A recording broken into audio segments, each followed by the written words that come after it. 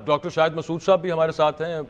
Doctor साहब, एक चीज़ आपसे पूछनी, ये बड़ी मेरे जहन में सवाल था कल से कि बहुत ही थोड़े टाइम के अंदर इंटरनेशनली जो डिस्क्रिपेंसीज थी इलेक्शन प्रोसेस के अंदर, उन पर बहुत सारे सवालात उठे हैं, बहुत सारे तकरीबन हर जगह से तशवीश का इजहार हुआ है और इन्वेस्टिगेशंस का मुतालबा है कई जगह से।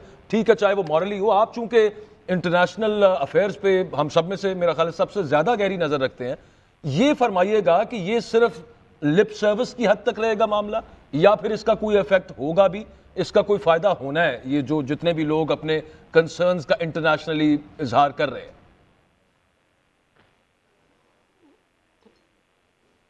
अकबर, बहुत शुक्रिया। अस्सलाम वालेकुम आपको भी और सब नाज़रीन को भी। मैं अगर दरमियान में मेरे कुछ बात करने में प्रॉब्लम हो तो मैं उसके लिए माजरत चाहता हूँ। तबीयत मेरी कुछ ठीक नहीं है, अल्लाह ताला सेहत दे सर आपको, ज़ुकाम वगैरह है।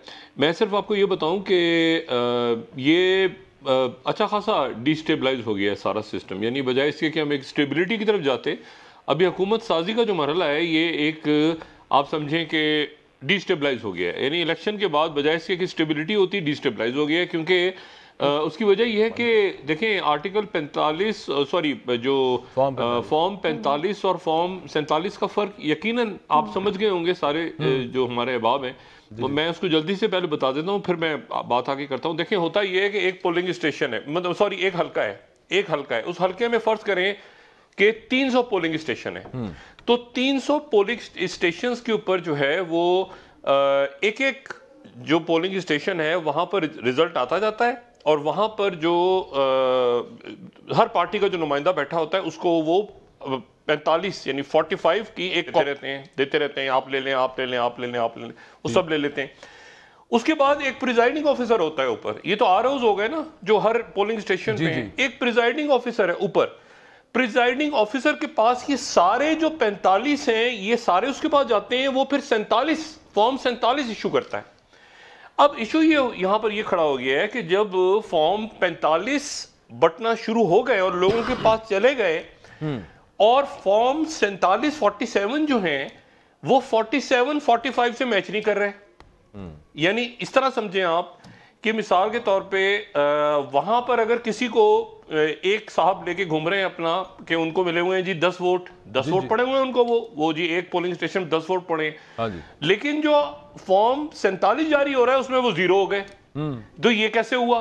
क्योंकि फॉर्म 47 ऊपर है, बिल्कुल ऊपर। फाइनल हतमी जो रिजल्ट है वो फॉर्म 47 पे है, 47 पे। अगर मैं गलत कह रहा हूं तो अमीनुल हक साहब और चांडियो साहब तो इसकी तस्दीक कर सकते हैं। अब 47 कुछ और है, 45 कुछ और है। तो आरओज अपने दफ्तर बंद करके भाग गए, गायब हो गए आरओज। क्योंकि आरओज से 45 की कॉपियां, आरओज का फर्ज होता है कि वो सारे नुमाइंदों को देते हैं। अब जिनके हत्थे लग गए उनके हत्थे लग गए, वो लेके घूम रहे हैं।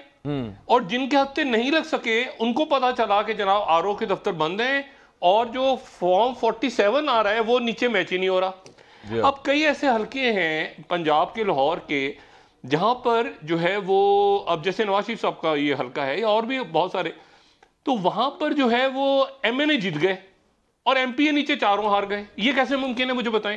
मतलब एक देखिए ना, वो एमपीए जो है वो एक पार्टी को उन्होंने वोट डाला और वो पार्टियों का ऐलान भी हो गया कि ये चारों एमपीए जीत गए, और एमएनए जो है वो उन्होंने एक वोट भी नहीं डाला। ये कैसे मुमकिन है कि पीपल्स पार्टी या जमात इस्लामी अपने आप को भी वोट ना डाले? सब ये भी हो गया है मामला कि एमपीए को ज्यादा वोट डल गए, ये मेरा ख्याल है को कम वोट डले, ये भी हुआ। ये ऐसा भी हुआ है। अच्छा, फिर उसमें तरीका भी बड़ा अजीब सा हुआ है ना। यानी 80,000 है तो एक 8 आगे लगा दिया, वो 88,000 हो गए। मतलब 88,000 से एक 0 आगे लगा दिया तो वो इतने, और तस्दीकशुदा वोट ज्यादा भी हुए हैं। मतलब वो अजीब से कुछ लोग फॉर्म लेके घूम रहे हैं। नवाज शरीफ मामला तो ये जाएगा अदालतों में, वोट ज्यादा हुए हैं, उसमें सही कितना है, गलत कितना है, फैसला जी। बस एक ही सिफरे ने मुजरिम से महरम, ये समझ रहे तस्दीकशुदा वोट ज्यादा है नवाज शरीफ साहब के हल्के में, यास्मीन राशिद वाले में। और वही डिस्क्रिपेंसीज हर तरह की, हर कुमाश की जो है ना वो इस दफा में मिली। में जाएगा। और दूसरी बात, इस्लामाबाद में देखिए, यहां तो ये सूरत हाल है कि अभी तक हुकूमत साजी का कोई खाका नहीं बन पा रहा। उसकी वजह यह है कि जो मतलब यानी मरकज में, पंजाब में, क्योंकि जाहिर है सबको इंटरेस्ट इस वक्त ये होगा कि वो पंजाब हुकूमत ले लें। मतलब मरकज में बैठने का तो मतलब ये है कि आपने इकॉनमी भी ठीक करनी है, आपने खारजा पॉलिसी भी चलानी है, आपने जो है वो वजारत कानून भी देखना है, आपने काम करना है। तो इस वक्त ज़्यादा ये हो रहा है कि जी पंजाब हमें दें, पंजाब में। अच्छा, फिर ये अभी तक जो है वो देखें ना, जो ये बात तो हमारे इंतहाई काबिल एहतराम इसहाक डार साहब ने बहुत पहले कह दी थी। सबसे पहले इसहाक डार साहब ने कहा था कि हमारे बहुत से आज़ाद अरकान से राब्ते हैं। अच्छा, फिर वो आज़ाद अरकान कहाँ गए जिनसे राब्ते हैं? मतलब मेरी अभी तक तो उनको पर्दे से निकल के कहीं से सामने आ जाना चाहिए था, तो वो सामने नहीं आए। और अब ये है कि इसमें अभी तक रिजल्ट भी पूरा नहीं आया, और ये बात भी कही जा रही है कि शायद इलेक्शन कमीशन इसको, जो रिजल्ट्स हैं, हतमी नताइज, वो शायद 20 या 22 फरवरी को जारी करे। सही। तो 20 या 22 फरवरी को अगर वो, ये इलेक्शन कमीशन के जराए कह रहे हैं, 20 या 22 फरवरी को अगर जारी करते हैं इलेक्शंस के रिजल्ट्स, हतमी रिजल्ट्स, तो फिर उसके नतीजे में तो एक स्टेबिलिटी मुल्क में नहीं रहेगी ना इस दौरान।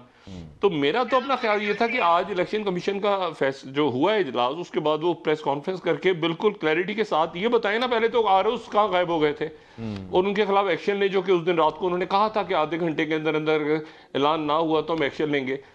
तो अब ये बात हो रही है कि जी इसको मजीद, तो वही डॉक्टर साहब, फिर अगर जिनका काम है ये ठीक करना, चैलेंज होंगे और वो नहीं कर रहे, तो इंटरनेशनली जो प्रेशर है वो फिर इसका मतलब है कोई मीनिंगफुल किसी एक्शन के अंदर ट्रांसलेट नहीं होगा, क्योंकि वो कह रहे हैं कि the relevant authorities should look into all these things and they should take action, और वही रेलेवेंट अथॉरिटीज है जिनसे हम भी पूछ रहे हैं कि यार ये कब होगा। तो इसका मतलब है कुछ नहीं होना, वो ठीक है, वो इंटरनेशनल मीडिया या अमेरिका के कांग्रेसमैन या दुनिया भर के सियासतदान जो मर्जी कहते रहे, वो ऐसे ही चलता रहेगा मामला, कोई फर्क नहीं पड़ना उससे।